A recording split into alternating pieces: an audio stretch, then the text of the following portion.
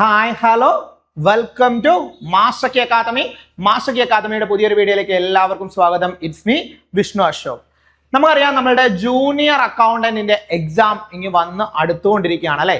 കൃത്യമായി പഠിക്കണം. കൺസിസ്റ്റന്റ് ആയിട്ടുള്ള ഒരു പഠനം ഉണ്ടെങ്കിൽ മാത്രമേ ഈ എക്സാം നമുക്ക് ക്രാക്ക് ചെയ്ത് എടുക്കാനായിട്ട് പറ്റത്തുള്ളൂ. നിങ്ങളൊരു പർട്ടിക്കുലർ ഏരിയ പഠിച്ചു കഴിഞ്ഞാൽ ആ ഏരിയയിൽ നിന്ന് വരാൻ സാധ്യതയുള്ള മാക്സിമം MCQs വർക്കൗട്ട് ചെയ്യുക. അതോടൊപ്പം തന്നെ പ്രീവിയസ് ഇയർ ക്വസ്റ്റ്യനുകളും എന്ത് ചെയ്യുക, വർക്കൗട്ട് ചെയ്യുക. പ്രീവിയസ് ഇയർ ക്വസ്റ്റ്യൻ എന്ന് പറയുമ്പോൾ നിങ്ങൾ ഈ ജൂനിയർ അക്കൗണ്ടന്റിന്റെ തന്നെ ക്വസ്റ്റ്യൻ എടുക്കണമെന്നില്ല.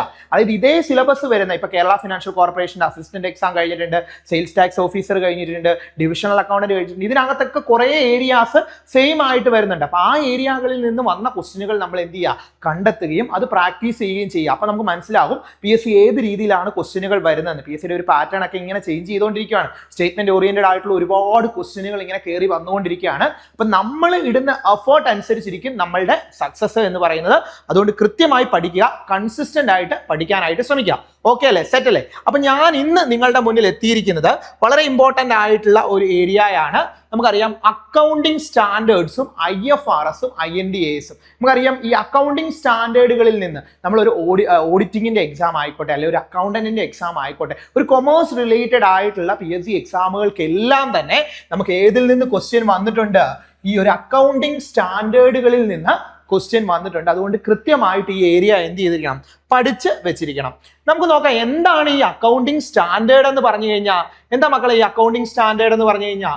വളരെ സിമ്പിൾ ആണ്. Accounting standards are the written policy document, എഴുതപ്പെട്ട അല്ലെ written policy document issued by expert accounting bodies or government or other regulatory authority. അതായത് തയ്യാറാക്കപ്പെട്ടിട്ടുള്ള എന്താണ് ഒരു ഡോക്യുമെന്റ് ആണ്, അല്ലെങ്കിൽ ഒരു എന്താണ് പ്രധാന എക്സ്പേർട്ട് ആയിട്ടുള്ള അല്ലെങ്കിൽ എന്താണ് ഗവൺമെന്റ് അല്ലെങ്കിൽ അതർ റെഗുലേറ്ററി ആയിട്ടുള്ള അതോറിറ്റീസ് തയ്യാറാക്കിയിട്ടുള്ള റിട്ടൺ പോളിസി ഡോക്യുമെന്റ് ആണ് എന്തെന്ന് പറയുന്നത്, അക്കൗണ്ടിങ് സ്റ്റാൻഡേർഡ് എന്ന് പറയുന്നത്. ദേ കവർ, ഇതിനകത്ത് എന്തൊക്കെ കാര്യങ്ങളാണ്, ഈ അക്കൗണ്ടിങ് സ്റ്റാൻഡേർഡിനകത്ത് എന്തൊക്കെ കാര്യങ്ങളാണ്, എന്തൊക്കെ ആസ്പെക്ട്സുകളാണ് കവർ ചെയ്യുന്നത്? Like recognition, measurement, treatment, presentation, disclosure of accounting transactions in financial statement. നമുക്കറിയാം ഫിനാൻഷ്യൽ സ്റ്റേറ്റ്മെന്റ് എന്താണ്. നമ്മുടെ ഫിനാൻഷ്യൽ സ്റ്റേറ്റ്മെന്റ് എന്ന് പറഞ്ഞാൽ trading and profit and loss account, balance sheet, ഒരു കമ്പനിയെ സംബന്ധിച്ചുള്ള അത്തരത്തിലുള്ള ഫിനാൻഷ്യൽ സ്റ്റേറ്റ്മെന്റിന്റെ പ്രസന്റേഷനും റെക്കഗ്നിഷനും മെഷർമെന്റും ട്രീറ്റ്മെന്റും പ്രസന്റേഷനും ഡിസ്ക്ലോഷറുമായിട്ട് ബന്ധപ്പെട്ടിട്ടുള്ള കാര്യങ്ങൾ കവർ ചെയ്യുന്ന ഒന്നാണ് ഏതെന്ന് പറയുന്നത്, അക്കൗണ്ടിങ് സ്റ്റാൻഡേർഡ് എന്ന് പറയുന്നത്. അതിൽ കൃത്യമായിട്ട് അത് എന്ത് ചെയ്തിട്ടുണ്ട്, എഴുതി തയ്യാറാക്കി വെച്ചിട്ടുള്ള ഒരു ഡോക്യുമെന്റ് ആണ്. ഇത് ഇഷ്യൂ ചെയ്യുന്നത് അല്ലെങ്കിൽ ഇത് ഇഷ്യൂ ചെയ്യുന്നത് എക്സ്പേർട്ട് ആയിട്ടുള്ള അക്കൗണ്ടിങ് ബോഡീസ് അല്ലെങ്കിൽ ഗവൺമെന്റ് അല്ലെങ്കിൽ അതർ റെഗുലേറ്ററി അതോറിറ്റീസ് ആണ്. Accounting standard specify the transactions and other events to be recognized, measured, presented and disclosed in financial statement.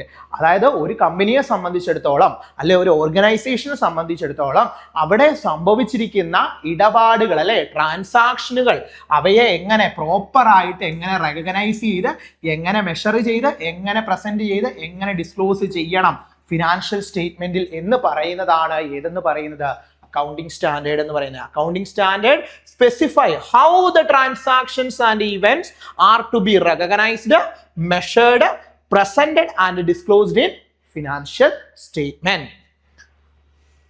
Okay, ഇതിന്റെ ഒരു പർപ്പസ് എന്താണ്, ഈ അക്കൗണ്ടിങ് സ്റ്റാൻഡേർഡിന്റെ പർപ്പസ് എന്ന് ചോദിച്ചു കഴിഞ്ഞാൽ നിങ്ങൾ ഓർത്ത് വെക്കുക, consistency, transparency, comparability, quality improvement. ഈ 4 കാര്യങ്ങൾ കൃത്യമായി ഓർത്ത് വെക്കുക. അതായത് ഒരു ഇടപാടുകൾ അല്ലെങ്കിൽ ട്രാൻസാക്ഷനുകൾ റെക്കോർഡ് ചെയ്യുമ്പോൾ ഓർഗനൈസേഷൻ അവർക്ക് തോന്നിയ രീതിയിൽ റെക്കോർഡ് ചെയ്താൽ പറ്റുമോ? ഇല്ല. അവിടെ ഒരു പ്രോപ്പർ വേയിൽ അത് കൊണ്ടുപോകണം. ഒരു കമ്പാരബിലിറ്റിയും ഒരു യൂണിഫോമിറ്റി ഒക്കെ മെയിൻറ്റെയിൻ ചെയ്യാനായിട്ട് പറ്റണം എന്നുള്ളതാണ് ഏതിന്റെ മെയിൻ ആയിട്ടുള്ള പർപ്പസ് എന്ന് പറയുന്നത്, നമ്മളുടെ accounting standard. Consistency, ensure the uniform accounting practices across different organisation. Different ആയിട്ടുള്ള ഓർഗനൈസേഷനിലും ഒരു യൂണിഫോം ആയിട്ടുള്ള അക്കൗണ്ടിങ് പ്രാക്ടീസസുകൾ കണ്ടക്ട് ചെയ്യണം എന്നുള്ള ഉദ്ദേശത്തോടു കൂടിയാണ് അക്കൗണ്ടിങ് സ്റ്റാൻഡേർഡ് കൊണ്ടുവന്നിരിക്കുന്നത്. അതുപോലെ തന്നെ ട്രാൻസ്പെറൻസി, സുതാര്യത, ensure the clarity and reliability of financial statement. ഒരു ഫിനാൻഷ്യൽ സ്റ്റേറ്റ്മെന്റ് നോക്കിക്കഴിഞ്ഞാൽ നമുക്ക് കൃത്യമായി അതിലെ കാര്യങ്ങൾ മനസ്സിലാക്കാനായിട്ട് പറ്റണം, അല്ലെ? അല്ലെങ്കിൽ ഒരു ക്ലാരിറ്റി ഉണ്ടാകണം, റിലയബിൾ ആകണം ഫിനാൻഷ്യൽ സ്റ്റേറ്റ്മെന്റ്. അതിനു വേണ്ടിയാണ് എന്ത് കൊണ്ടുവന്നത്? അക്കൗണ്ടിങ് സ്റ്റാൻഡേർഡ് കൊണ്ടുവന്ന. അക്കൗണ്ടിങ് സ്റ്റാൻഡേർഡിന്റെ പർപ്പസ് ആണ്. പിന്നെ അടുത്താണ് കമ്പയറബിലിറ്റി. എന്താണ് കമ്പയറബിലിറ്റി എന്ന് പറഞ്ഞാൽ? Facilitates the comparison of financial information within and between the firm. അതായത് ഒരു ഫേമിലെ തന്നെ 2 വർഷങ്ങളിലെ ഫിനാൻഷ്യൽ സ്റ്റേറ്റ്മെന്റ് എടുത്ത് നോക്കിക്കഴിഞ്ഞാൽ അതെല്ലാം എന്താണ് കമ്പയർ ചെയ്യാനായിട്ട് പറയണം, അല്ലെ 2 കമ്പനികളുടെ എടുത്ത് വെച്ച് നോക്കിക്കഴിഞ്ഞാൽ കമ്പയർ ചെയ്യാനായിട്ട് പറയണം. ഇത് അക്കൗണ്ടിങ് സ്റ്റാൻഡേർഡുകൾ ഫോളോ ചെയ്താൽ മാത്രമേ ഉള്ളൂ ഈ കമ്പാരിസൺ പോസിബിൾ ആകത്തുള്ളൂ. And quality improvement, improve the overall quality of financial reporting. Financial റിപ്പോർട്ടിങ്ങിന്റെ ഓവറോൾ ആയിട്ടുള്ള ക്വാളിറ്റി ഇംപ്രൂവ്മെന്റിനും ഹെൽപ്പ് ചെയ്യുന്ന ഒന്നാണ് ഏതെന്ന് പറയുന്നത്? അക്കൗണ്ടിങ് സ്റ്റാൻഡേർഡ് എന്ന് പറയുന്നത്. And the role of accounting standard board is very important ആയിട്ടുള്ള ഒന്നാണ്, ചോദിച്ചിട്ടുള്ളതാണ്. The role of accounting standard board, ASB. The Institute of Chartered Accounts of India, ICAI, formed the accounting standard board on 21st April 1977. 1977 April 21 accounting standard board നിലവിൽ വന്നു. ആരുടെ നിർദ്ദേശപ്രകാരം? Chartered accounts, institute of chartered accounts of ഇന്ത്യയുടെ നിർദ്ദേശപ്രകാരം accounting standard board ASB എന്ന് നിലവിൽ വന്നു? April 21, 1977 എന്ത് വന്നു? നിലവിൽ വന്നു. ആൻഡ് ഇതിന്റെ ഒരു പ്രധാനപ്പെട്ട ഫംഗ്ഷൻ എന്ന് പറഞ്ഞാൽ develop and issue accounting standard. Accounting സ്റ്റാൻഡേർഡുകൾ ഡെവലപ്പ് ചെയ്യുകയും അത് ഇഷ്യൂ ചെയ്യുകയും ചെയ്യുന്നത് ആരാണ്? അക്കൗണ്ടിംഗ് സ്റ്റാൻഡേർഡ് ബോർഡാണ്. And consideration to take into the accounts applicable laws, customs, business environment and industry practices. അതായത് അക്കൗണ്ടിംഗ് സ്റ്റാൻഡേർഡുകൾ നിർമ്മിക്കുന്ന സമയത്ത്, അല്ലെ അക്കൗണ്ടിംഗ് സ്റ്റാൻഡേർഡുകൾ എന്താണ് നമ്മൾ ഇഷ്യൂ ചെയ്യുന്ന സമയത്ത് പ്രോപ്പർ ആയിട്ട് എന്ത് ചെയ്യണം? ഇപ്പോൾ നിലവിലുള്ള നിയമങ്ങള്, ബിസിനസിന്റെ എൻവയോൺമെന്റ്, ഇൻഡസ്ട്രിയൽ പ്രാക്ടീസസ്, ഇങ്ങനെയുള്ള എല്ലാ കാര്യങ്ങളും കൺസിഡർ ചെയ്യുക എന്നുള്ളത് ആരുടെ ഫംഗ്ഷൻ ആണ്? അക്കൗണ്ടിംഗ് സ്റ്റാൻഡേർഡ് ബോർഡിന്റെ ഫംഗ്ഷൻ ആണ്. ആൻഡ് ദെൻ നെക്സ്റ്റ് വൺ ആണ് mandate. The recommended the accounting standard to ACI Council for mandate adoption. മക്കളെ ഇവിടെ നിങ്ങൾ ശ്രദ്ധിക്കേണ്ട ഒരു കാര്യമുണ്ട്. നമ്മൾ ഓർക്കും അക്കൗണ്ടിംഗ് സ്റ്റാൻഡേർഡുകൾ ഇഷ്യൂ ചെയ്യുന്നത് ആരാണെന്നാണ് നമ്മൾ പറഞ്ഞത്? ASB ആണെന്നാണ് പറഞ്ഞത്. പക്ഷേ ഈ ASB അക്കൗണ്ടിംഗ് സ്റ്റാൻഡേർഡുകൾ ഇഷ്യൂ ചെയ്യുക, അതിനെ മാൻഡേറ്റ് ചെയ്യുക, അതായത് അക്കൗണ്ടിംഗ് സ്റ്റാൻഡേർഡുകൾ നിർമ്മിക്കുന്ന ആരാണ്? ASB ആണ്. അതിനെ പ്രാവർത്തികമാക്കുന്നത്, അല്ലെങ്കിൽ ഇത് അക്കൗണ്ടിംഗ് സ്റ്റാൻഡേർഡ് ആണ്, ഈ അക്കൗണ്ടിംഗ് സ്റ്റാൻഡേർഡ് ഫോളോ ചെയ്യണം എന്ന് പറഞ്ഞ് അതിനെ ഇംപ്ലിമെന്റ് ചെയ്യുന്ന, അതിനെ മാൻഡേറ്റ് ചെയ്യുന്നത് ആരാണ്? ICAI ആണ്, ICAI കൗൺസിൽ ആണ്. അതായത് എന്താണ്? Institute of chartered accounts of India ആണ്. അതായത് അക്കൗണ്ടിംഗ് സ്റ്റാൻഡേർഡുകൾ നിർമ്മിച്ച് അത് ആർക്ക് റെക്കമെൻഡ് ചെയ്യും? അതായത് അക്കൗണ്ടിംഗ് സ്റ്റാൻഡേർഡ് ബോർഡ് അക്കൗണ്ടിംഗ് സ്റ്റാൻഡേർഡുകൾ നിർമ്മിച്ച് ആർക്ക് റെക്കമെൻഡ് ചെയ്യും? അക്കൗണ്ടിംഗ് സ്റ്റാൻഡേർഡ് ICAIക്ക്, അതായത് institute of chartered accounts of ഇന്ത്യക്ക് റെക്കമെൻഡ് ചെയ്യും. അവരാണ് അതിനെ എന്ത് ചെയ്യുന്നത്? മാൻഡേറ്റ് ചെയ്യുന്നത്. അപ്പൊ നിങ്ങളോട് ചോദിക്കുകയാണ്, ഏത് ഇൻസ്റ്റിറ്റ്യൂഷനാണ് അക്കൗണ്ടിംഗ് സ്റ്റാൻഡേർഡുകൾ ഇഷ്യൂ ചെയ്യുവാനായിട്ട് എന്താണ് റൈറ്റ് ഉള്ളതല്ല, അതിന്റെ മേധാവി ആയിട്ടുള്ളത് ആരാണെന്ന് ചോദിച്ചു കഴിഞ്ഞാൽ നിങ്ങൾ നോക്കുക ഏതാണ്? ICAI ഉണ്ടോ എന്ന് നോക്കുക. ഉണ്ടെങ്കിൽ അത് ക്ലിക്ക് ചെയ്യുക, ഇല്ലെങ്കിൽ ASB ക്ലിക്ക് ചെയ്യുക. ഇത് രണ്ടും കൂടി ഉണ്ടെങ്കിലും ഏത് ക്ലിക്ക് ചെയ്യുക? ICAI ക്ലിക്ക് ചെയ്യാവുള്ളൂ. ICAI നിങ്ങൾ മാർക്ക് ചെയ്യാവുള്ളൂ. അടുത്ത ക്വസ്റ്റ്യൻ നോക്കിയേ, അടുത്ത നോക്കിയേ എന്താണ്? List of accounting standards. നമുക്ക് നോക്കാം. അക്കൗണ്ടിംഗ് സ്റ്റാൻഡേർഡ് പ്രധാനമായിട്ടും എത്ര എണ്ണമാണുള്ളത്? 32 അക്കൗണ്ടിംഗ് സ്റ്റാൻഡേർഡുകളാണ് ആര് ഇഷ്യൂ ചെയ്തത്? അക്കൗണ്ടിംഗ് സ്റ്റാൻഡേർഡ് ബോർഡ് ഇഷ്യൂ ചെയ്തിരിക്കുന്ന എത്ര അക്കൗണ്ടിംഗ് സ്റ്റാൻഡേർഡുകളുണ്ട്? 32 അക്കൗണ്ടിംഗ് സ്റ്റാൻഡേർഡുകളാണ് ആര് ഇഷ്യൂ ചെയ്തിരിക്കുന്നത്? അക്കൗണ്ടിംഗ് സ്റ്റാൻഡേർഡ് ബോർഡ് ഇഷ്യൂ ചെയ്തിരിക്കുന്നത് 32 അക്കൗണ്ടിംഗ് സ്റ്റാൻഡേർഡുകളാണ്. പക്ഷെ അതിൽ 2 അക്കൗണ്ടിംഗ് സ്റ്റാൻഡേർഡുകൾ എന്ത് ചെയ്തിട്ടുണ്ട്?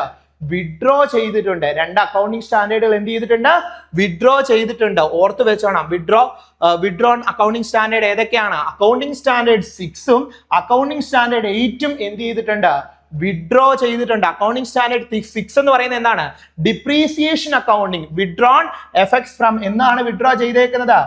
April 1, 2017 അക്കൗണ്ടിങ് സ്റ്റാൻഡേർഡ് 6 ആയിട്ടുള്ള ഡിപ്രീസിയേഷൻ അക്കൗണ്ടിങ് വിഡ്രോ ചെയ്തിട്ടുണ്ട്. വിഡ്രോ ചെയ്തു എന്ന് പറഞ്ഞാൽ എടുത്ത് കളയുകയല്ല ചെയ്തത്. അക്കൗണ്ടിങ് സ്റ്റാൻഡേർഡ് 10 ആയിട്ടുള്ള ഫിക്സഡ് അസറ്റ് അല്ലെ, അതായത് എന്താണ് പ്രോപ്പർട്ടീസ് പ്ലാന്റ് ആൻഡ് എക്യുപ്മെന്റ്സ് എന്ന് പറയുന്ന ഫിക്സഡ് അസറ്റ് അക്കൗണ്ടിങ് സ്റ്റാൻഡേർഡ് 10നോടൊപ്പം ഡിപ്രീസിയേഷൻ അക്കൗണ്ടിങ് മെർജ് ചെയ്തു അല്ലെ. അക്കൗണ്ടിങ് സ്റ്റാൻഡേർഡ് 6 എന്ത് ചെയ്തു? വിഡ്രോ ചെയ്തു. വിഡ്രോ ചെയ്ത എഫക്ട് എന്നോട്ടാ ഓർത്ത് വെച്ചോണം, ചോദിച്ചിട്ടുള്ളതാണ്. 1 April 2017 എന്ത് വിഡ്രോ ചെയ്തത്? ഡിപ്രീസിയേഷൻ അക്കൗണ്ടിങ് വിഡ്രോ ചെയ്തത്. And then accounting standard 8 withdraw ചെയ്തു. Accounting for research and development അത് വിഡ്രോ ചെയ്തത് എന്നാണ്? 1 April 2003 വിഡ്രോ ചെയ്തത്. 2003 April 1 ഏത് വിഡ്രോ ചെയ്തു? അക്കൗണ്ടിങ് സ്റ്റാൻഡേർഡ് 8 വിഡ്രോ ചെയ്തു. മറ്റ് ശ്രദ്ധിക്കേണ്ട മറ്റൊരു കാര്യമാണ്, അക്കൗണ്ടിങ് സ്റ്റാൻഡേർഡ് 32 എണ്ണം ഉണ്ട് എങ്കിൽ അതിൽ 3 എണ്ണം റെക്കമെൻഡേറ്ററി ആയിട്ടുള്ള അക്കൗണ്ടിങ് സ്റ്റാൻഡേർഡുകളാണ്. ഓർത്ത് വെക്കണം, നമുക്ക് അക്കൗണ്ടിങ് സ്റ്റാൻഡേർഡ് മൊത്തം എത്രയാണ് അക്കൗണ്ടിങ് സ്റ്റാൻഡേർഡ് ബോർഡ് ഇഷ്യൂ ചെയ്തത്? 32 എണ്ണം. അതിൽ എത്ര എണ്ണം വിഡ്രോ ചെയ്തു? 2 എണ്ണം എന്ത് ചെയ്തിട്ടുണ്ട്? വിഡ്രോ ചെയ്തിട്ടുണ്ട്. അതിൽ 3 എണ്ണം എന്താണ്? 3 എണ്ണം എന്താണ്? റെക്കമെൻഡേറ്ററി ആണ്. റെക്കമെൻഡേറ്ററി, മാൻഡേറ്ററി അല്ല, റെക്കമെൻഡേറ്ററി ആയിട്ടുള്ള അക്കൗണ്ടിങ് സ്റ്റാൻഡേർഡുകൾ ഏതൊക്കെയാണ്? AS30, AS31, AS32. Accounting standard 30, 31, 32 ഇത് മാൻഡേറ്ററി അല്ല, റെക്കമെൻഡേറ്ററി ആയിട്ടുള്ള അക്കൗണ്ടിങ് സ്റ്റാൻഡേർഡുകളാണ്. റെക്കമെൻഡേറ്ററി ആയിട്ടുള്ള അക്കൗണ്ടിങ് സ്റ്റാൻഡേർഡുകളാണ് അക്കൗണ്ടിങ് സ്റ്റാൻഡേർഡ് 30, 31, 32. 30 എന്ന് പറഞ്ഞു കഴിഞ്ഞാൽ ഫിനാൻഷ്യൽ ഇൻസ്ട്രുമെന്റുകളുടെ റെക്കഗ്നിഷനും മെഷർമെന്റുമാണ്. ഫിനാൻഷ്യൽ ഇൻസ്ട്രുമെന്റിന്റെ റെക്കഗ്നിഷനും മെഷർമെന്റുമാണ് ഏതെന്ന് പറയുന്നത്? Accounting standard 30. ഇത് മാൻഡേറ്ററി ആയിട്ടുള്ള ഒരു അക്കൗണ്ടിങ് സ്റ്റാൻഡേർഡ് അല്ല, റെക്കമെൻഡേറ്ററി ആണ്. അക്കൗണ്ടിങ് സ്റ്റാൻഡേർഡ് 31 ഫിനാൻഷ്യൽ ഇൻസ്ട്രുമെന്റ്സിന്റെ പ്രസന്റേഷൻ ആണ്. അക്കൗണ്ടിങ് സ്റ്റാൻഡേർഡ് 32 ഫിനാൻഷ്യൽ ഇൻസ്ട്രുമെന്റ്സിന്റെ ഡിസ്ക്ലോഷർ ആണ്. ഇവയെ റെക്കമെൻഡേറ്ററി ആക്കിയത് എന്നാണ്? April 1, 2009 മുതലാണ് ഇത് റെക്കമെൻഡേറ്ററി ആയിട്ടുള്ള അക്കൗണ്ടിങ് സ്റ്റാൻഡേർഡുകളായിട്ട് മാറിയത്. മക്കളെ ഓർത്ത് വെക്കണം, കൃത്യമായി മനസ്സിലാക്കി വെച്ചോണം. റെക്കമെൻഡേറ്ററി ആയിട്ടുള്ള അക്കൗണ്ടിങ് സ്റ്റാൻഡേർഡുകൾ 30, 31, 32. 30 എന്ന് പറഞ്ഞാൽ ഫിനാൻഷ്യൽ ഇൻസ്ട്രുമെന്റ്സിന്റെ റെക്കഗ്നിഷൻ ആൻഡ് മെഷർമെന്റ്. 31 എന്ന് പറയുന്നത് പ്രസന്റേഷൻ. 32 എന്ന് പറയുന്നത് ഡിസ്ക്ലോഷർ. ആൻഡ് മാൻഡേറ്ററി ആയിട്ടുള്ള അക്കൗണ്ടിങ് സ്റ്റാൻഡേർഡുകൾ എത്രയാണ്? അപ്പം മാൻഡേറ്ററി ആയിട്ടുള്ളത് ബാക്കി പോയിട്ട് മിച്ചമുള്ള 27 എണ്ണം ഏതാണ്? മാൻഡേറ്ററി ആയിട്ടുള്ള അക്കൗണ്ടിങ് സ്റ്റാൻഡേർഡുകളാണ് അല്ലെ. മാൻഡേറ്ററി ആയിട്ടുള്ള the remaining 27 standards R mandatory and apply based on the company size and classification.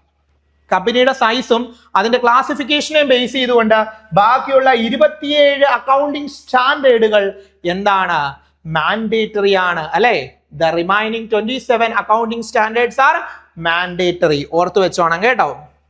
ഇനി നമുക്ക് നോക്കാം need for accounting standard. Accounting സ്റ്റാൻഡേർഡിന്റെ need for being the uniformity in accounting methods.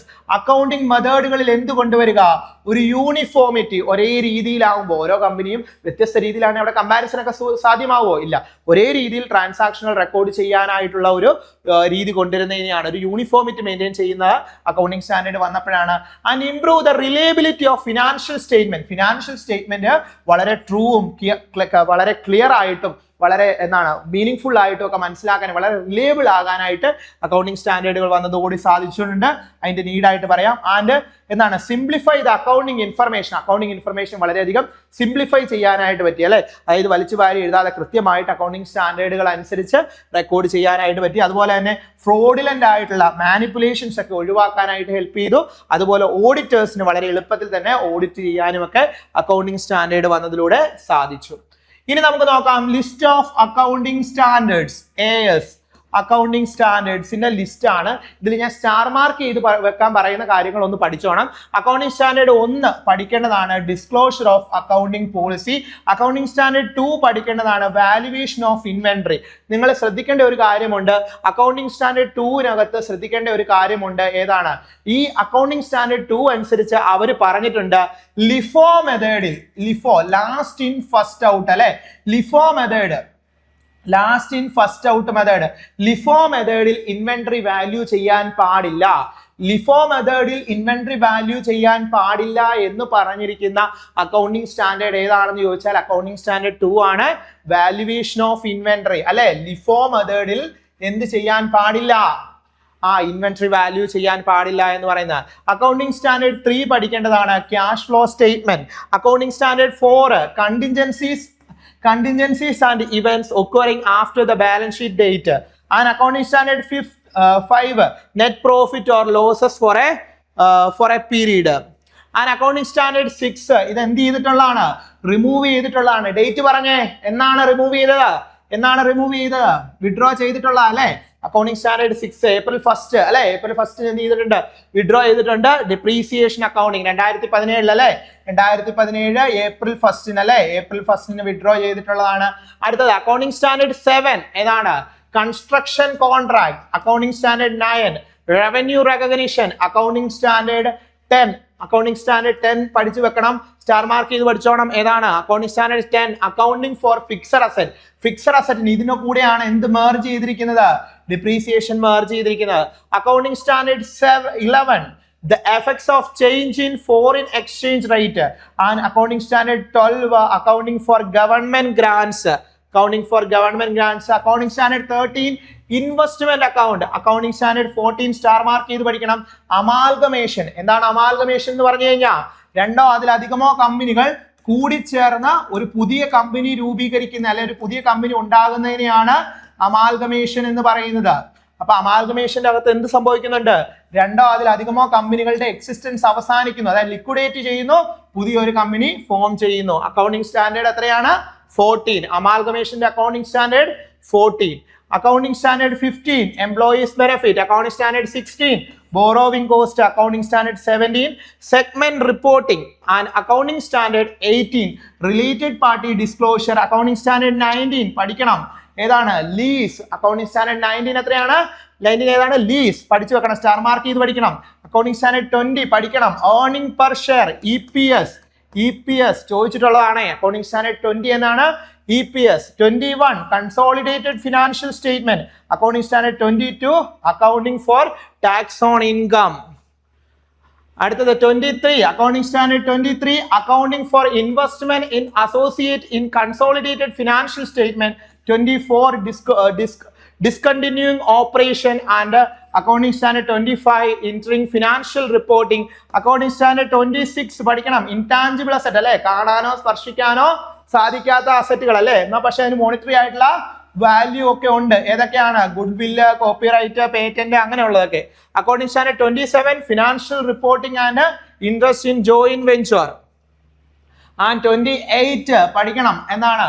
Impairment of asset. And accounting standard 29 star mark ചെയ്ത് പഠിച്ചോണം. Provisions, contingent liabilities and contingent asset. And accounting standard 30, 31, 32 മൂന്നും recommendatory ആണല്ലേ. Financial ഇൻസ്ട്രുമെന്റ്സിന്റെ recognition and measurement, financial ഇൻസ്ട്രുമെന്റ്സിന്റെ പ്രസന്റേഷൻ, financial ഇൻസ്ട്രുമെന്റ്സിന്റെ disclosure പഠിച്ചു വെക്കണം കേട്ടോ. Classification of companies based on applicability. അതായത് അക്കൗണ്ടിങ് സ്റ്റാൻഡേർഡിന്റെ ആപ്ലിക്കബിലിറ്റി വെച്ചുകൊണ്ട് കമ്പനിയുടെ ക്ലാസിഫിക്കേഷൻ നമുക്ക് നോക്കാം. എങ്ങനെയാണ് classification of companies based on applicability എങ്ങനെയാണെന്ന് നോക്കാം. Companies R categorised into. കമ്പനികളെ എങ്ങനെയാ കാറ്റഗറൈസ് ചെയ്തത്? Level 1 company, level 2 company, level 3 company. കമ്പനികളെ എത്രയായിട്ട് ക്ലാസിഫൈ ചെയ്തിട്ടുണ്ട്?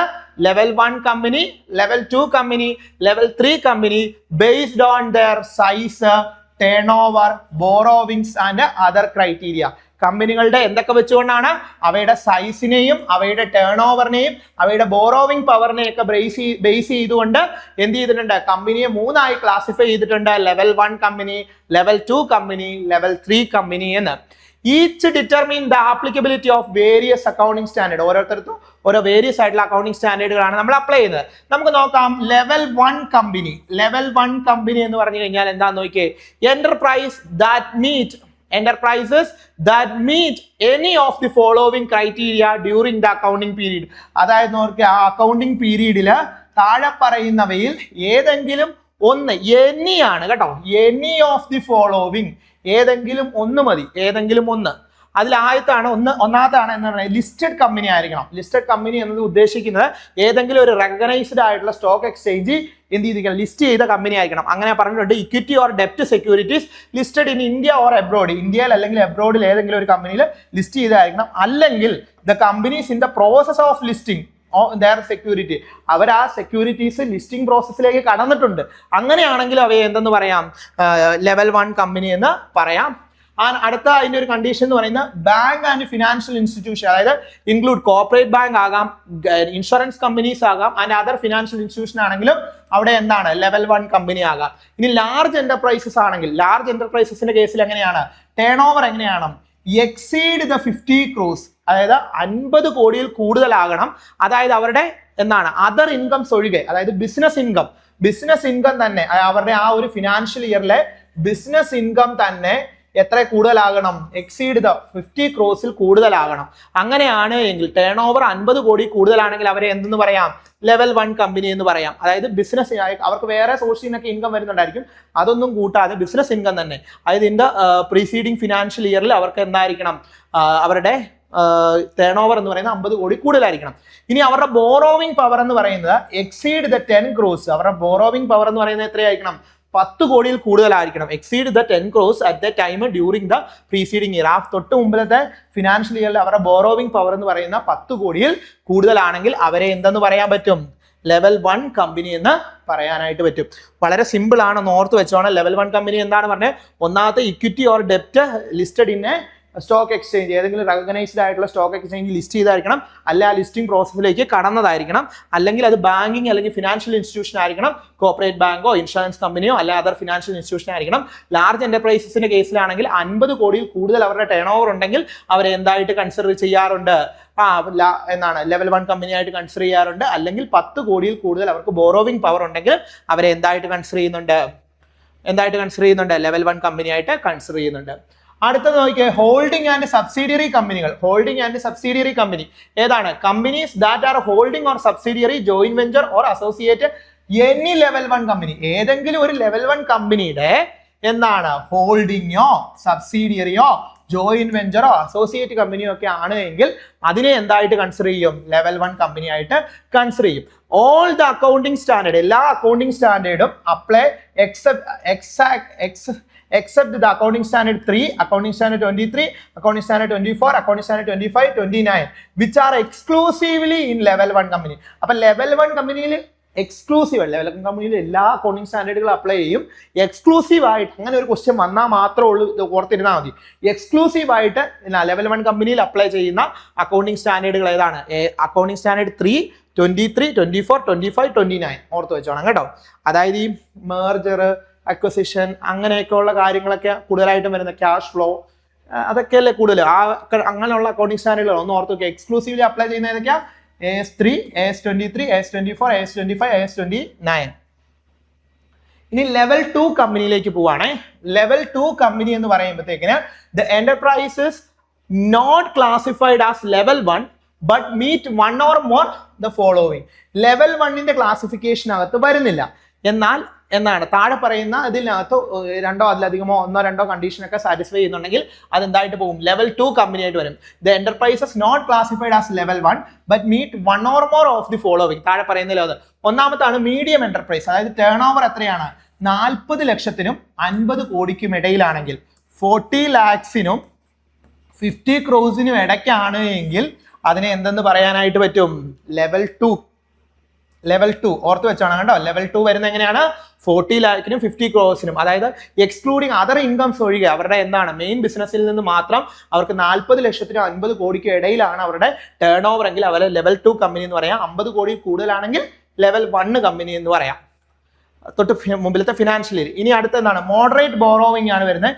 അതായത് 1 കോടിക്കും 10 കോടിക്കും 1 കോടിക്കും 10 കോടിക്കും ഇടയിലാണ് 1 കോടിക്കും 10 കോടിക്കും ഇടയിലാണ് 1 കോടിക്കും 10 കോടിക്കും ഇടയിലാണ് അവരുടെ ബോറോവിംഗ് പവർ എങ്കിൽ at a time during the preceding financial ഇയറിൽ അവരുടെ ബോറോവിംഗ് പവർ എന്ന് പറയുന്നത് 1 കോടിക്കും 10 കോടിക്കും ഇടയിലാണെങ്കിൽ ലെവൽ 2 കമ്പനിയാണ്. 10 കോടിക്ക് മുകളിലാണെങ്കിൽ ഏതാണ്, ലെവൽ 1 കമ്പനിയാണ്. അടുത്തത് holding or subsidiary company. Company that are holding subsidiary or joint venture associated to level 2 company. Level 2 കമ്പനിയോട് അസോസിയേറ്റ് ചെയ്ത് നിൽക്കുന്ന ജോയിന്റ് വെഞ്ചർ ആയിട്ടുള്ള സബ്സിഡിയറി ആയിട്ടുള്ള ഹോൾഡിംഗ് ആയിട്ടുള്ള കമ്പനികളൊക്കെ ആണ് എങ്കിൽ അതിനെ എന്തെന്ന് പറയാനായിട്ട് പറ്റും? ലെവൽ 2 കമ്പനി എന്ന് പറയാനായിട്ട് പറ്റും. ഇത് all the accounting standard apply to level 2 company. Level 2 കമ്പനിയിൽ എല്ലാ അക്കൗണ്ടിങ് സ്റ്റാൻഡേർഡുകൾ നമ്മൾ അപ്ലൈ ചെയ്യും. എക്സ്ക്ലൂസീവ് അക്കൗണ്ടിങ് സ്റ്റാൻഡേർഡ് എന്നൊന്നും ഏതിനില്ല, ലെവൽ 2 കമ്പനിക്ക് ഇല്ല.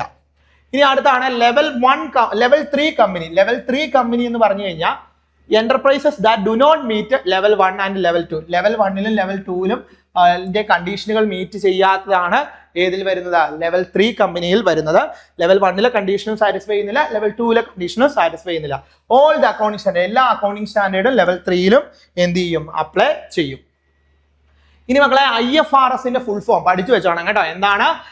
ഇന്റർനാഷണൽ ഫിനാൻഷ്യൽ റിപ്പോർട്ടിംഗ് സ്റ്റാൻഡേർഡ് ആണ് ഏതെന്ന് പറയുന്ന IFRS എന്ന് പറയുന്നത്.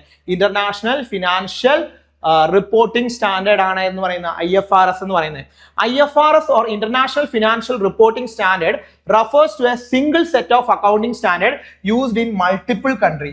Multiple countryയിൽ single set of accounting standard ആക്കി മാറ്റുക. എല്ലാ കൺട്രികളിലും ഒരേ രീതിയിൽ ഒരേ അക്കൗണ്ടിങ് സ്റ്റാൻഡേർഡ് യൂസ് ചെയ്യുക എന്നുള്ള ഉദ്ദേശത്തോടു കൂടി വന്നാണ് എന്ന് പറയുന്നത് IFRS എന്ന് പറയുന്നത്. പക്ഷെ ശരിക്കും അക്കൗണ്ടിങ് സ്റ്റാൻഡേർഡ് എന്ന് പറഞ്ഞു കഴിഞ്ഞാൽ ഓരോ കൺട്രിക്കും അവരുടേതായ അക്കൗണ്ടിങ്, എല്ലാവരും അക്കൗണ്ടിങ് സ്റ്റാൻഡേർഡ് ഫോളോ ചെയ്യുന്നെങ്കിലും അത് ഓരോ കൺട്രി അനുസരിച്ച് എന്ത് ചെയ്യും? ചേഞ്ച് ചെയ്തുകൊണ്ടിരിക്കും. പക്ഷെ IFRS എന്ന് പറഞ്ഞു കഴിഞ്ഞാൽ IFRS ഉദ്ദേശിക്കുന്നത് എന്താണ്? മൾട്ടിപ്പിൾ കൺട്രിയിൽ സെയിം ആയിട്ടുള്ള സിംഗിൾ സെറ്റ് ഓഫ് അക്കൗണ്ടിങ് സ്റ്റാൻഡേർഡുകൾ യൂസ് ചെയ്യുക എന്നുള്ള ഉദ്ദേശത്തോടു കൂടി വന്നാണ് IFRS. And IASB എന്ന് പറഞ്ഞു കഴിഞ്ഞാൽ international accounting standard board works to develop the standard. അപ്പൊ ഈ IFRS ഡെവലപ്പ് ചെയ്യുന്ന ആരാണ്? ഇന്റർനാഷണൽ അക്കൗണ്ടിങ് സ്റ്റാൻഡേർഡ് ബോർഡാണ്. And creating the consent approach of financial reporting globally. അതായത് financial reporting globally financial reporting സുതാര്യമാക്കുക, റിലയബിൾ ആക്കുക എന്നുള്ള ഉദ്ദേശത്തോടു കൂടി ഇന്റർനാഷണൽ അക്കൗണ്ടിംഗ് സ്റ്റാൻഡേർഡ് ബോർഡാണ് എന്ത് ഇഷ്യൂ ചെയ്യുന്നത്? IFRS ഇഷ്യൂ ചെയ്യുന്നത്. The objectives of IFRS is to maintain the stability and transparency throughout the financial world. Financial world അല്ലെ, നമ്മുടെ രാജ്യത്ത് വേൾഡിൽ എല്ലായിടത്തും ഫിനാൻഷ്യൽ ആയിട്ടുള്ള ട്രാൻസാക്ഷൻ നടക്കുന്ന എല്ലായിടത്തും എന്താണ്? ഒരു maintain the stability and transparency. Accounting സ്റ്റാൻഡേർഡുകൾക്കകത്ത് അല്ലെ ഇടപാടുകൾ റെക്കോർഡ് ചെയ്യുന്ന കാര്യത്തിൽ ഒരു സുതാര്യത കൊണ്ടുവരിക, ഒരു സ്റ്റെബിലിറ്റി കൊണ്ടുവരിക, ഒരു ട്രാൻസ്പെറൻസി കൊണ്ടുവരിക എന്നുള്ള ഉദ്ദേശമാണ് ഏതിനുള്ളത്? IFRSനുള്ളത്. End users also enjoy the advantages of understanding the financial data. അതായത് എൻഡ് യൂസേഴ്സിന് എല്ലാവർക്കും തന്നെ എന്ത് മനസ്സിലാക്കാനായിട്ട് പറ്റണം? ഫിനാൻഷ്യൽ ഡേറ്റ കമ്മ്യൂണിക്കേറ്റ് ചെയ്യാനായിട്ട് പറ്റണം. അവർക്ക് കൃത്യമായി മനസ്സിലാക്കണം. ഒരു കൺട്രി മാറുമ്പോൾ മറ്റൊരു കൺട്രിയിലേക്ക് ചെല്ലുമ്പോൾ ആ ഫിനാൻഷ്യൽ ഡേറ്റ വ്യത്യാസമാണെങ്കിൽ അവർക്ക് മനസ്സിലാക്കി എടുക്കാൻ പാടല്ലേ? അപ്പൊ എല്ലാവർക്കും ഒരേ രീതിയിൽ അത് മനസ്സിലാക്കി എടുക്കാനായിട്ട് പറ്റണം എന്നൊക്കെ ഉള്ളതാണ് IFRSന്റെ മെയിൻ ആയിട്ടുള്ള ഉദ്ദേശം. IFRS എല്ലാം കാണാതെ പഠിക്കുക എന്ന് പറഞ്ഞാൽ ബുദ്ധിമുട്ടാണ്. എന്നാലും വളരെ ഇമ്പോർട്ടന്റ് ആയിട്ട് വരാൻ സാധ്യതയുള്ള കുറച്ച് IFRS പറഞ്ഞുതരാം. IFRS 1 എന്ന് പറയുന്നത് first time adoption of international financial reporting standard ആണ്. ഒന്ന് പഠിച്ചു വെക്കുക, 1 ഒക്കെ ഒന്ന് പഠിച്ചു വെക്കുക. അടുത്തത് എന്താണ്? സ്റ്റാർ മാർക്ക് ചെയ്യുക കേട്ടോ. ഒന്നാമത്തെ IFRS 2 എന്ന് പറഞ്ഞാൽ ഷെയർ ബേസ്ഡ് പേയ്മെന്റ് ആണ്. IFRS 3 എന്ന് പറയുന്നത് എന്താണ്? ബിസിനസ് കോമ്പിനേഷൻസ് ആണ്. IFRS 4 ഒന്ന് കമ്പൈൻ ചെയ്ത് പഠിച്ചോളുക. ഇൻഷുറൻസ് കോൺട്രാക്ട് ആണ് IFRS 4 എന്ന് പറയുന്നത്. അത് റിമൂവ് ചെയ്തിട്ടുണ്ട് എന്നുള്ള കാര്യം കൂടി ഒന്ന് ഓർത്ത് വെക്കുക. ആൻഡ് IFRS 5 എന്താണ്? Non current asset held for the sale and discontinued operation ആണ്. IFRS 6 എന്ന് പറയുന്ന എന്താണ്? Exploration for and evaluation of the mineral resources ആണ്. IFRS 7 ഫിനാൻഷ്യൽ ഇൻസ്ട്രുമെന്റ്സിന്റെ ഡിസ്ക്ലോഷർ ആണ്. IFRS 8 ഓപ്പറേറ്റിംഗ് സെഗ്മെന്റ് ആണ്. ഇത് കുറെ എണ്ണൊക്കെ കണക്ട് ചെയ്ത് പഠിച്ചു വെക്കുക എന്നല്ലാതെ ഇത് കാണാതെ പഠിക്കുക പാടാണ്. കണക്ട് ചെയ്ത് പഠിക്കുക കേട്ടോ. IFRS 9 ഫിനാൻഷ്യൽ ഇൻസ്ട്രുമെന്റ്സ് ആണ്. ആൻഡ് IFRS 10 എന്ന് പറയുന്ന കൺസോളിഡേറ്റഡ് ഫിനാൻഷ്യൽ സ്റ്റേറ്റ്മെന്റ് ആണ്. IFRS 11 എന്ന് പറയുന്നത് ജോയിന്റ് അറേഞ്ച്മെന്റ് ആണ്. IFRS 12 എന്ന് പറയുന്നത് disclosure of interest in other entities ആണ്. ആൻഡ് അക്കൗണ്ടിംഗ് സ്റ്റാൻഡേർഡ് IFRS 13 എന്ന് പറയുന്നത് ഫെയർ വാല്യൂ മെഷർമെന്റ് ആണ്. 14 എന്ന് പറയുന്നത് റെഗുലേറ്ററി ഡെഫറൽ അക്കൗണ്ട് ആണ്. ഓർത്തൊന്ന് സ്റ്റാർ മാർക്ക് ചെയ്ത് പഠിക്കുക. IFRS 14 എന്ന് പറയുന്നത് എന്താണ്? ഡെഫറൽ അക്കൗണ്ട്സുകളാണ് കേട്ടോ. അടുത്ത അക്കൗണ്ടിംഗ് സ്റ്റാൻഡേർഡ് IFRS 15 എന്ന് പറയുന്ന revenue from contract with customers ആണ്. IFRS 16 എന്ന് പറയുന്ന ലീസ് ആണ്. പഠിച്ചു വെച്ചോണം. IFRS 16 ഏതാണ്? ലീസ് ആണ്. IFRS 17 എന്ന് പറയുന്ന ഇൻഷുറൻസ് കോൺട്രാക്ട് ആണ്. ഓർത്ത് വെച്ചോണം കേട്ടോ. ഇനി അടുത്തതാണ് ഇന്ത്യൻ അക്കൗണ്ടിംഗ് സ്റ്റാൻഡേർഡ്. INDAS. ഇവിടെ നിങ്ങൾ ശ്രദ്ധിക്കേണ്ട കാര്യം, INDAS ഒക്കെ കാണാതെ പഠിക്കുക എന്ന് പറഞ്ഞാൽ നമുക്ക് സിലബസിനകത്ത് അക്കൗണ്ടിംഗ് സ്റ്റാൻഡേർഡിനെ പറഞ്ഞിട്ടുള്ളൂ. ഇത് 3 എണ്ണം ഒന്ന് ജസ്റ്റ് മനസ്സിലാക്കി വെക്കുക. INDAS എന്ന് പറയുന്നതൊക്കെ കാണാതെ പഠിക്കുക എന്ന് പറഞ്ഞാൽ പാടാണ്, ഒരുപാടുണ്ട്. അപ്പൊ നിങ്ങൾ എന്ത് ചെയ്യുക, കുറച്ച് ഇമ്പോർട്ടന്റ് ആയിട്ടുള്ള ഞാൻ പറഞ്ഞുതരാം, അതൊക്കെ ഒന്ന് മനഃപ്പാടമാക്കാനായിട്ട് ശ്രമിക്കുക. INDAS ശരിക്കും പറഞ്ഞു കഴിഞ്ഞാൽ എന്താണ്, ഫുള്ളി അത് എന്താണ് 100% അഡോപ്റ്റ് ചെയ്ത ഒരു സാധനമല്ല. IFRS നിന്ന് കൺവേർജ് ചെയ്തു നമ്മളുടെ ഇന്ത്യയുടെ ഒരു കൾച്ചറും എൻവയോൺമെന്റും ഒക്കെ മനസ്സിലാക്കി അതിനനുസരിച്ച് നമ്മൾ IFRS നിന്ന് കൺവേർജ് ചെയ്തെടുത്തിട്ടുള്ളതാണ്, അഡോപ്റ്റ് ചെയ്തെടുത്തിട്ടുള്ളതാണ് എന്ന് പറയുന്ന INDAS എന്ന് പറയുന്നത്. Indian accounting standard are the set of accounting standard that have been converged with the international financial reporting standard. അതായത് ഇന്റർനാഷണൽ ഫിനാൻഷ്യൽ റിപ്പോർട്ടിംഗ് സ്റ്റാൻഡേർഡ് അതായത് IFRS നിന്നും കൺവേർജ് ചെയ്തെടുത്തിട്ടുള്ള ഒന്നാണ് ഏതെന്ന് പറയുന്നത്, INDAS എന്ന് പറയുന്നത്. They were issued at a central government of India under the supervision and control of Accounting Standard Board. Accounting ഇത് ഓർത്ത് വെച്ചാണ്, ഈ INDAS ഇഷ്യൂ ചെയ്യുന്നത് ആരാണ്, സെൻട്രൽ ഗവൺമെന്റ് ഓഫ് ഇന്ത്യ ആണ് എന്ത് ചെയ്യുന്നത്, ഇഷ്യൂ ചെയ്യുന്നത്. ആരുടെ സൂപ്പർവിഷനിലും കൺട്രോളിലും, അക്കൗണ്ടിംഗ് സ്റ്റാൻഡേർഡ് ബോർഡിന്റെയും അതുപോലെ തന്നെ എന്താണ് ചാർട്ടേഡ് അക്കൗണ്ട്സ് ഓഫ് ഇന്ത്യയുടെ ICAIയുടെയും ആൻഡ് ആരുടെ കൺസൾട്ടേഷനോട് കൂടി നാഷണൽ ഫിനാൻഷ്യൽ റിപ്പോർട്ടിംഗ് അതോറിറ്റിയുടെ കൺസൾട്ടേഷനോടും കൂടി. ഒന്നുകൂടി ഓർത്ത് വെക്കുക, INDAS ഇഷ്യൂ ചെയ്യുന്നത് ആരാണ്, സെൻട്രൽ ഗവൺമെന്റ് ഓഫ് ഇന്ത്യ ആണ് എന്ത് ഇഷ്യൂ ചെയ്യുന്നത്, INDAS ഇഷ്യൂ ചെയ്യുന്നത്. Under the supervision and control of accounting standard board, അതുപോലെ തന്നെ institute of chartered accounts of India and എന്താണ് കൺസൾട്ടേഷൻ ഓഫ് ആരാണ്, national financial reporting authority. The standards are governed by, ഈ standards എല്ലാം governed by companies Indian accounting standard rule അതായത് companies rule 2015 പ്രകാരമാണ് ഇതിനെല്ലാം എന്ത് ചെയ്യുന്നത്, ഗവേൺ ചെയ്യുന്നത്. Objectives of INDAS, standardisation of accounting policies എന്ത് ചെയ്യുക, സ്റ്റാൻഡർഡൈസ് ചെയ്യുക എന്നുള്ളതാണ് വൺ ഓഫ് ദി ഇമ്പോർട്ടന്റ് ആയിട്ടുള്ള INDASന്റെ ഒബ്ജക്റ്റീവ് എന്ന് പറയുന്നത്. Ensure the consistency in accounting practices across the companies in India. ഇന്ത്യയിലെ കമ്പനികളിലെല്ലാം എന്താണ് ഒരു കൺസിസ്റ്റൻസി, അക്കൗണ്ടിംഗ് പ്രാക്ടീസസിൽ ഒരു കൺസിസ്റ്റൻസി കൊണ്ടുവരിക. അതുപോലെ ഗ്ലോബൽ അക്സെപ്റ്റൻസ് കൊണ്ടുവരിക. Align Indian financial reporting with a global standard, making it easier for Indian companies to operate in raise the capital. International ക്യാപിറ്റലൊക്കെ raise ചെയ്യാൻ വളരെ ഈസി ആയിട്ട് ഇന്ത്യയിലേക്ക് ഇന്റർനാഷണൽ ക്യാപിറ്റലൊക്കെ കൊണ്ടുവരിക എന്നൊക്കെയുള്ള ഉദ്ദേശത്തോടു കൂടിയൊക്കെയാണ് INDAS എന്ത് ചെയ്തത്, ഇംപ്ലിമെന്റ് ചെയ്തത്. അതുപോലെ ഫിനാൻഷ്യൽ ട്രാൻസ്പെറൻസി മെയിൻറ്റെയിൻ ചെയ്യുക, promote the clarity and transparency in financial റിപ്പോർട്ടിംഗിൽ ഒരു ട്രാൻസ്പെറൻസിയും അതുപോലെ ക്ലാരിറ്റി ഒക്കെ കൊണ്ടുവരിക. അതുപോലെ ഇൻവെസ്റ്റേഴ്സിന് വളരെയധികം കോൺഫിഡൻസ് ആക്കുക, അതായത് enhance the credibility of financial സിസ്റ്റത്തിന്റെ ആ ഒരു ക്രെഡിബിലിറ്റി എൻഹാൻസ് ചെയ്ത് അതുപോലെ ഇൻവെസ്റ്റേഴ്സിലൊക്കെ കോൺഫിഡൻസ് ബൂസ്റ്റ് ചെയ്യുക എന്നുള്ള ഉദ്ദേശമൊക്കെയാണ് INDASനുള്ളത്. ഇനി INDASന്റെ നീഡ് ഫോർ INDAS അഡോപ്ഷൻ, INDASന്റെ അഡോപ്ഷൻ, INDASനെ കൺവേർട്ട് ചെയ്തെടുക്കുന്നതിന് ഒരു പ്രാധാന്യം എന്തൊക്കെയാണെന്ന്. ഗ്ലോബൽ ആയിട്ടുള്ള ഒരു കമ്പയറബിലിറ്റി സാധ്യമാക്കാനായിട്ട് INDAS ഇംപ്ലിമെന്റ് ചെയ്യുന്നതിലൂടെ സാധിക്കും. ഇപ്പൊ AS ആണെങ്കിലോ, AS ആണെങ്കിൽ നമ്മുടെ ഇവിടെ മാത്രമല്ലേ, അപ്പൊ വേറെ ഓരോ രാജ്യത്ത് വരുമ്പോൾ അവരുടേതായ അക്കൗണ്ടിങ് സ്റ്റാൻഡേർഡുകളാണ്. അപ്പൊ INDAS ആകുമ്പോഴത്തേക്കിന് അവിടെ എന്താണ് നമുക്കൊരു ഗ്ലോബൽ ആയിട്ടുള്ള ഒരു കമ്പാരിസൺ പോസിബിൾ ആകും. അതുപോലെ ക്വാളിറ്റി ഓഫ് റിപ്പോർട്ടിംഗ് അല്ലെ, മോർ റിലയബിൾ ആയിട്ടുള്ള കൺസിസ്റ്റന്റ് ആയിട്ടുള്ള ഒരു ഫിനാൻഷ്യൽ സ്റ്റേറ്റ്മെന്റ് പ്രിപ്പയർ ചെയ്തെടുക്കാനായിട്ട് പറ്റും. ക്വാളിറ്റി റിപ്പോർട്ടിംഗ് ആയിരിക്കും. അതുപോലെ ആക്സസ് ടു ക്യാപിറ്റൽ, അതായത് നമുക്ക് എന്താണ് ഗ്ലോബൽ ക്യാപിറ്റൽ മാർക്കറ്റിൽ നമുക്ക് ക്യാപിറ്റൽ എന്ത് ചെയ്യാനായിട്ട് വരും, ഗ്ലോബലി റേസ് ചെയ്തെടുക്കാനായിട്ട് സാധിക്കുന്നുണ്ട് INDAS അഡോപ്റ്റ് ചെയ്യുന്നതിലൂടെ. അതുപോലെ തന്നെ യൂണിഫോം അക്കൗണ്ടിംഗ് പ്രാക്ടീസ് ആയിരിക്കും. Reduce the risk associated with dual ഫൈൻഡിങ്ങും അതുപോലെ തന്നെ മൾട്ടിനാഷണൽ കോർപ്പറേഷനുകളെല്ലാം ഡ്യുവൽ ഫൈൻഡിങ് നടത്തുന്ന ആ ഒരു പ്രോബ്ലം ഒക്കെ ഒഴിവാക്കി എടുക്കാനായിട്ട് ഇതിലൂടെ സാധിക്കുന്നുണ്ട്, INDASലൂടെ സാധിക്കുമെന്നാണ് പറഞ്ഞിരിക്കുന്നത്. വളരെ ഇമ്പോർട്ടന്റ് ആയിട്ടുള്ള മാത്രം ഞാൻ ഇവിടെ കൊടുത്തിട്ടുണ്ട്, ജസ്റ്റ് ഒന്ന് ഓർത്ത് വെക്കുക. List of keys INDAS accounting standard 101 എന്ന് പറയുന്ന first time adoption of INDAS ആണ്. അത് തന്നെയാണ് 101 എന്ന് പറയുന്നത്. ആ 102 എന്ന് പറയുന്നത് ഷെയർ ബേസ്ഡ് പേയ്മെന്റ് ആണ്, അത് IFRS 2 വരുന്നതാണ്. അതുപോലെ 103 പറയുന്നത് ബിസിനസ് കോമ്പിനേഷൻ ആണ്, അത് IFRS 3 തന്നെയാണ് വരുന്നത്. INDAS 107 എന്ന് പറയുന്നത് ഫിനാൻഷ്യൽ ഇൻസ്ട്രുമെന്റ്സിന്റെ ഡിസ്ക്ലോഷർ ആണ്, IFRS 7 ആണ് അത് വരുന്നത്. അതുപോലെ INDAS 109 എന്ന് പറയുന്ന ഫിനാൻഷ്യൽ ഇൻസ്ട്രുമെന്റ്സ് ആണ്, അത് IFRS 9 ആണ് വരുന്നത്. അതുപോലെ INDAS 115 revenue from contracts with customers ആണ്, അത് IFRS 15 വരുന്നത്. INDAS 116 എന്ന് പറയുന്നത് ലീസാണ്, IFRS 16 ആണ് ലീസ്. ഇതൊക്കെ ഒന്ന് ഓർത്ത് വെക്കുക.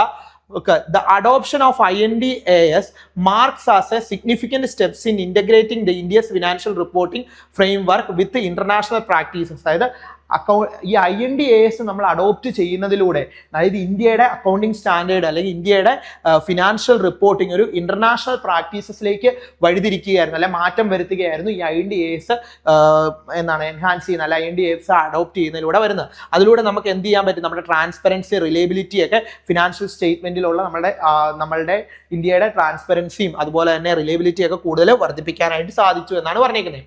മക്കളെ നോക്കിയാൽ ഈ ക്വസ്റ്റ്യൻ നോക്കിയാൽ മക്കളെ ആൻസർ പറഞ്ഞേ. Which body in India is responsible for issuing accounting standard? Security and Exchange Board of India ആണോ? അല്ല. Reserve Bank of India ആണോ? അല്ല. Institute of Chartered Accounts of India. Answer ഏതാണ്? ഓപ്ഷൻ സി ആണ് വരുന്നത് അല്ലേ.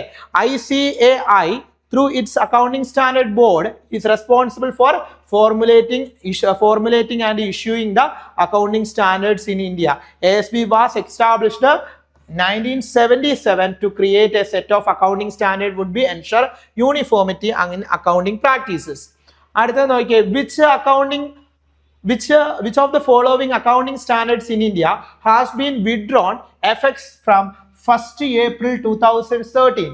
So 2017 withdraw ചെയ്തതാണ് depreciation accounting അല്ലെ. ഡിപ്രീസിയേഷൻ അക്കൗണ്ടിങ് ആണ് accounting standard 6 which accounting standard 6 അല്ലെ. Depreciation accounting was withdrawn effects 1st April 2017 as revised. The accounting standard 10 property plan and equipments now include the guideline. അപ്പോൾ ഇപ്പോൾ depreciation accounting ഏതിന്റെ കൂടെ include ആയി? Accounting standard 10ന്റെ കൂടെ include ആയി.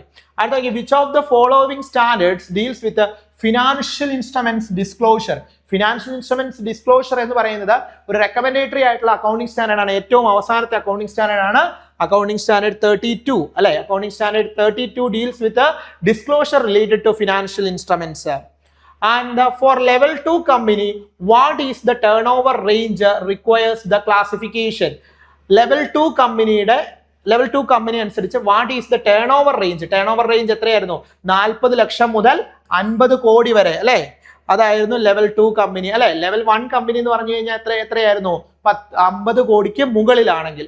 അതായത് level 2 companies are the medium sized enterprises with the turn over range between 40 lakhs to 50 crores preceding the financial year. These companies are required to follow all the accounting standards issued by ASP. And which of the following not a criteria for classifying the company level 1? Not a criteria for classifying level 1 company. Listed stock exchange അത് criteria ആണ്.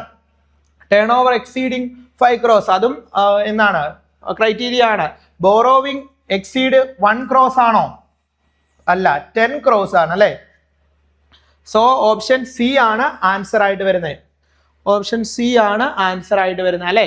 Level 1 company must have the borrowings exceed the 10 crores not 1 crore.